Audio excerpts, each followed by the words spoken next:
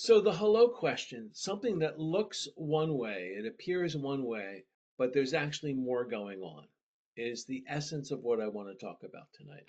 So that things are not just how they appear. The premise of Freedom Road was that we could take a survey course of the Buddhist teachings and put it into nine uh, easily understood short presentations. So this is number 7. But before we go there, let's take a look back at where we've been. Right? So we started with life's a rough ride. And then that was the first step, and that's the truth of suffering and possibility of liberation. Right? And then the second step allowed you to see that you're connected to everything, you're not alone. Right? So that was interconnection and interdependent arising. And then the third step was there's a lot of magic and wonder that are available when you look beyond the world of small me. When you begin to think like this thing I call me is really just something I've made up. And if I begin to look beyond that, there's a lot of freedom and a lot of magic. So those first 3 steps offer a summary of the foundation teachings of the Buddha. In the fourth step, we moved into the Great Way teachings, and you were invited to look at the open, dynamic quality of life. And the teaching is called Open, Empty, Full, and it points to the aliveness that's available in each moment. The fifth step reminded you that tenderness and compassion are the natural inheritance of the heart. Because the moment's open and dynamic, then you can connect with your heart and allow that to keep connecting. You don't have to close the heart. The moment's open, the heart can be open. And then the sixth step asks you to take a look and to see that there's a potential for awakening and opening. It's like a seed, a potential that lies waiting within you. And there's a Buddhist name for that, which literally means seed of awakening, bodhicitta, right? It also means mind of awakening, right? So that's within each of us and within every being that's alive. So the seventh step crosses the threshold. Those second 3, open, empty, full, compassion and tenderness as the fifth one, and seed of awakening, those were the teachings of the Great Way. So now we're moving to uh, Tantric Buddhism or Vajrayana Buddhism, or what I like to call the immediate way. So it's like enlightenment on the spot, right now. Let's not take 100 years or 1,000 years. Let's wake up right now. So key to that is the seventh step, which points at things not being exactly as they appear. So the seventh step is sometimes called the 2 truths. There's the way things look, how they appear, how you experience them. And then there's the way that they are beneath that or beyond that. So there's how they appear, and then there's a bigger truth. Sometimes it's called the ultimate truth, but let's just say there's how they appear and a bigger truth. And I came up with some examples, but your examples were great, right? So all the examples that you gave, I'm going to add a couple. Rainbows appear, they're vivid, they're compelling, but you can't grab hold of it. It's not a solid thing, right? So it appears, but you can't grab it, right? There's something else happening beyond solid, right? When ice freezes in winter, it appears solid, and it feels like it'll last forever. But even in the middle of winter, even in the worst winter, spring's thaw lies waiting within the ice. That there's another possibility that's there. Right? So even though it looks one way, there's more there than meets the eye.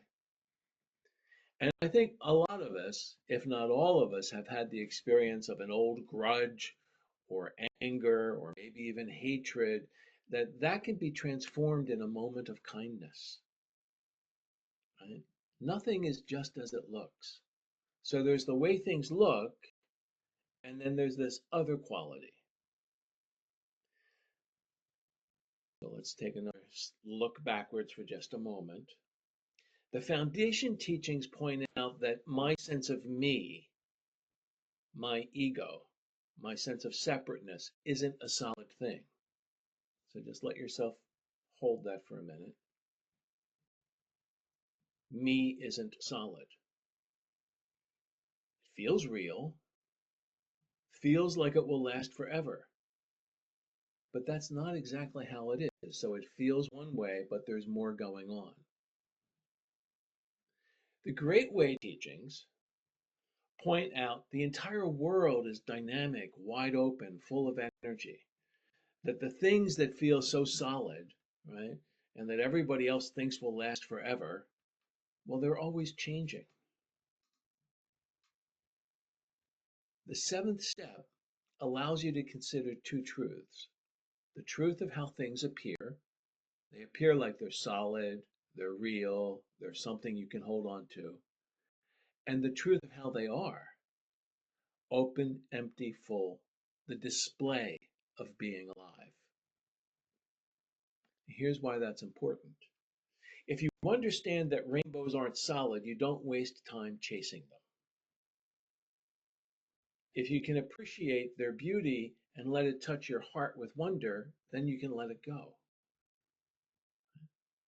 If you understand that winter's ice won't last forever, you spend less time, you waste less time hating winter, and you have some time to appreciate winter's beauty and unique challenges. And if you understand that grudges aren't forever, you find freedom from hatred sooner, and you have time to look for opportunities to connect and to thrive. So knowing this allows you to look beyond how things appear. There's the truth of how they appear, and then there's more going on beyond the surface of appearance. So last week I said this is where it gets magical. So here's where the magic is. Solidness closes life's energy down. It freezes it and it freezes new possibilities. So if you're holding on to ego or holding on to your opinion of what the world is, it's got to be that way, you're closing life's energy down. But if you can allow yourself to open for open, empty, full, that expands life's energy and invites you to experience new possibilities. So in the immediate way practices, here's how it might work.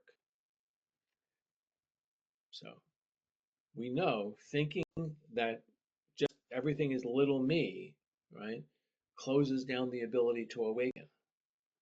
But there's lots of opportunities to, there's so many limits of little me thinking, but you could open your imagination because that seed of awakening is inside of you, right? You could open your imagination and imagine yourself as a Buddha or as a great awakened being, and that stretches you.